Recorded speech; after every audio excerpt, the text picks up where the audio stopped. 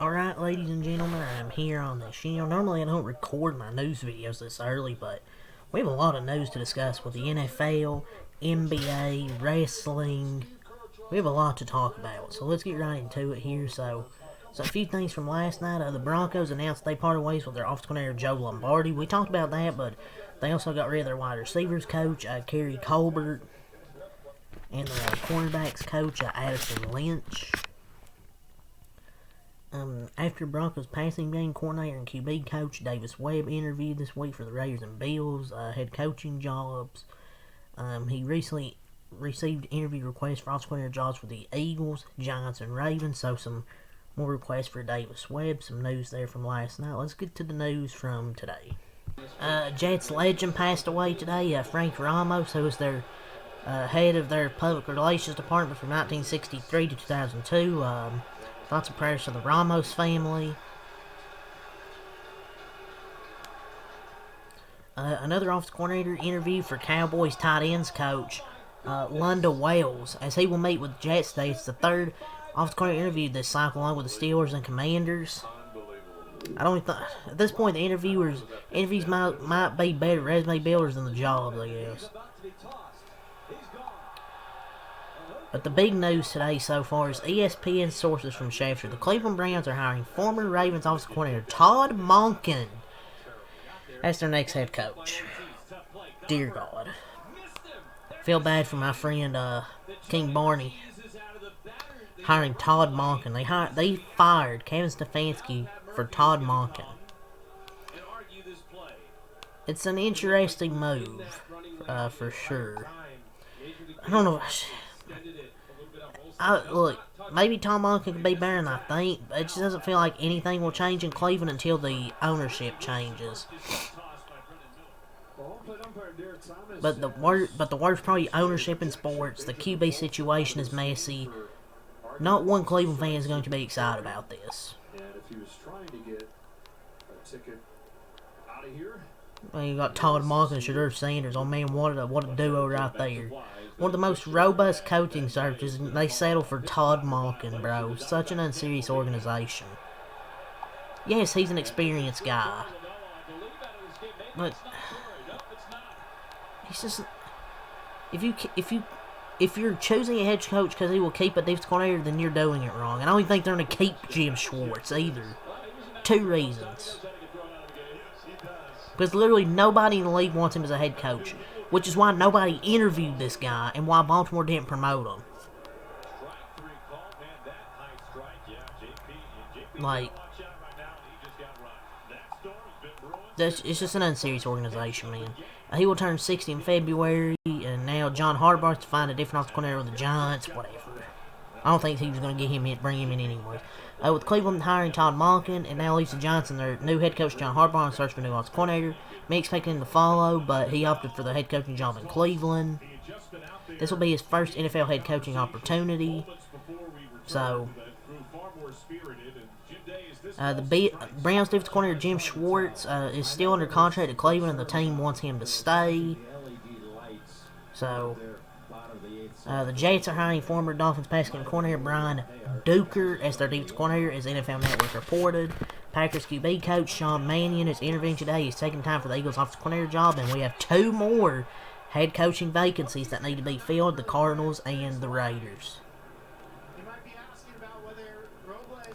The Packers are hiring Bobby Babich, the former Bills DC. Source says he's replacing Ryan Downard. And we'll have the defensive passing game coordinator title Matt LaFleur interviewed Babich for the Packers DC job the last time before hiring Hafley.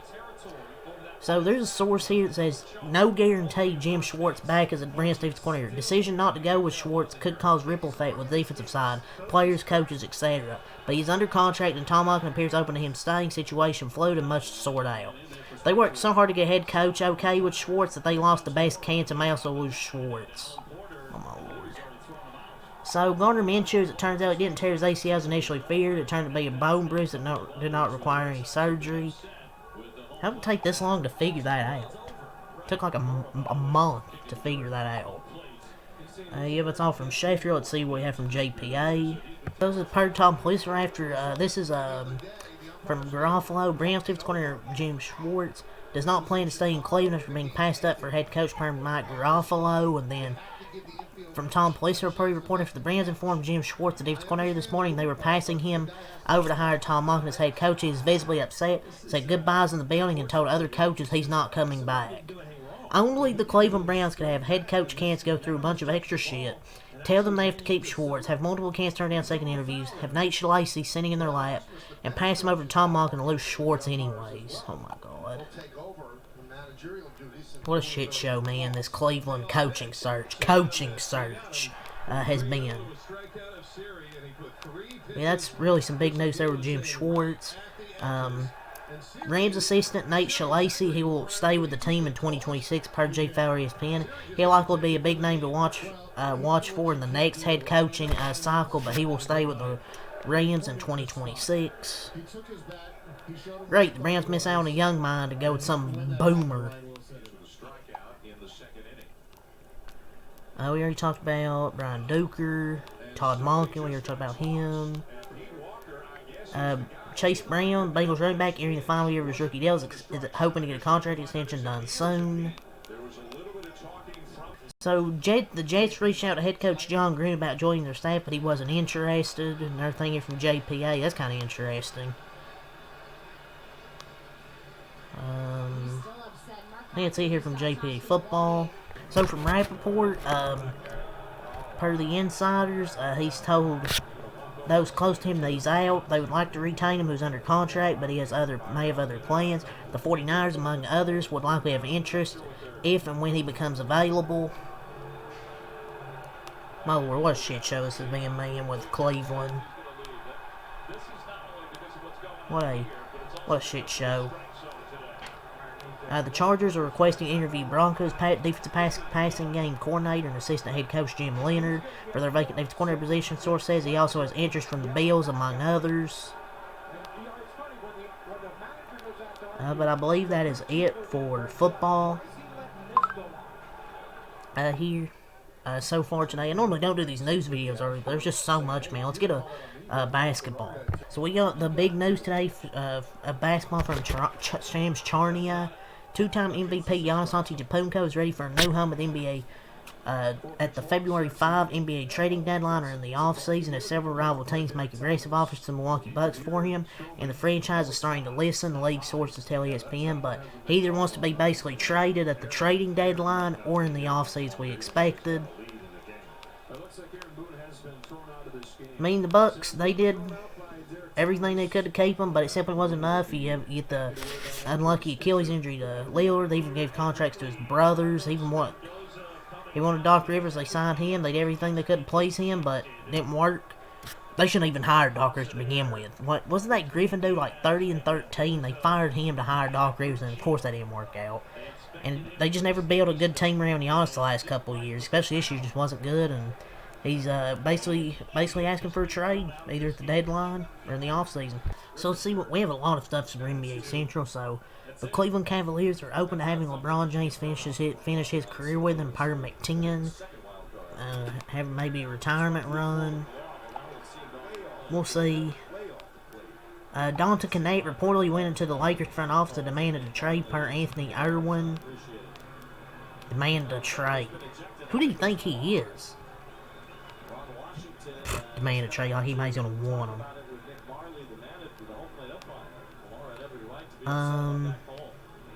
The Warriors are willing to offer a Jonathan Kuminga / Jimmy Butler headline package with draft picks for Giannis per SI Chris Max. Take a grain of salt. Here's being delusional. Joe Lakers being so delusional, man. I would love Giannis, but they accepting this shit. The Lakers are preparing to make a run at Peyton Watson free agency per Jake L. Fisher, so Lakers might try and make a run at Peyton Watson if he enters free agency. Denver should have brought him back. They still could. DeJounte Murray's reportedly open to a new home away from New Orleans per Brett Siegel. I forgot this dude was still in the NBA. The Warriors' big plan at the deadline could be to acquire Andrew Wiggins, then flip Jimmy for Anthony Davis or Giannis per Brett Siegel. This shit's not happening, dude. Joe Lake, I don't know, this guy's so delusional. The Heat won a first-round pick in any Andrew Wiggins trade per Brett Siegel. The Knicks and Heat are expected to make it like really aggressive offers for Giannis per Ian Begley. The Heat, sure, man. The Heat are always up for everybody. The Bucks want a blue-chip young talent and slash or a surplus of draft picks for Giannis. The Warriors are going to offer you Kuminga and draft picks, and you're going to like it. And you're going to take it, and you're going to give me Giannis. The Pelicans are willing to trade Desmond, Herb Jones, or Trey Murphy if they receive a Desmond Bane type trade package. Herb Jones. Herb Jones? Oh my God. These teams are retarded. Talking about Herb Jones. Dalton Knecht is a name to watch at the trading deadline. LeBron James reportedly quit drinking alcohol. Who cares? Paolo Banchero and Jamal Mosley reportedly not seeing eye to eye right now. The Lakers are expected to target Najee Marshall, Dante DiVincenzo, DeAndre Hunter, Keon Ellis, Herb Jones, and Trey Murphy to try and upgrade their roster. Jeremy Sohan and his camp have received information from the Spurs to explore a new home away from San Antonio. Yeah, like anybody's going to want this guy. The Heat believe they have a real shot at Giannis, per the Steinline. Oh man, the Heat believe they have a shot at somebody. Yeah, it ain't going to happen. So this is the best that he can do, and it's just an old school manager and umpire. Some more things ended off here from Jake L. Fisher, Kobe White, El DeSumo, and Trey Jones have drawn trade interest. White is most likely to be traded. The Wolves remain interested in White, more willing to move Rob Dillingham than Mike Conley. The Suns are exploring the market for a power forward. Lakers have shown willingness to trade Rui Hachimura. The Cavs have engaged in trade talks around DeAndre Hunter. The Bucks have engaged the market for Bobby Portis. So kind of more latest trade info there from Underdog NBA. So let's get to some wrestling news to end it off here. So on the Pat McAfee show, Brock Lesnar, he says he will be in the Royal Rumble match this Saturday. Is this really a surprise?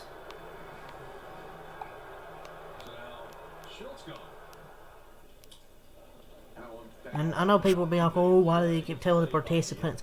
There's not going to be many surprises, so they can promote the show. It's common sense that most of these people will be in the match anyways. Of course, Brock Lesnar's going to be in the Rumble. He's on the freaking poster, wasn't he? So Paul Heyman says that he may have a surprise in store for the Royal Rumble match this Saturday to help ensure Braun Breaker wins. Gee, I wonder what that could be. Triple H on Get Up ESPN says we can expect a lot of surprises in the men's Royal Rumble match this Saturday. Oh, will we now? Which basically means ain't shit happening because he hypes everything up and nothing happens. I mean, hopefully Chris Jericho shows up, but knowing with this fucker, everything he says is a fucking lie, so we won't get that many surprises knowing him. WWE signed Saudi Arabian wrestler Fad Kuwait. I don't know who the hell this is, man. Saudi officials are gonna have this guy win the Royal Rumble. I'm just kidding, but yeah, WWE signed this, whoever the hell this is. I don't know who he is. So I guess he's a Saudi Arabian wrestler. He's gonna enter the Royal Rumble match, pal, at number 30. WWE's filed to trademark the term career killer, which will probably be for Gunther. So the Royal Rumble's production this year is said to be end quote WrestleMania level, source PW Insider. Then the matches better be WrestleMania level. That's what I'm expecting. Grayson Waller will not be involved in this year's Rumble as he's scheduled for this weekend's NXT live events. That's shitty.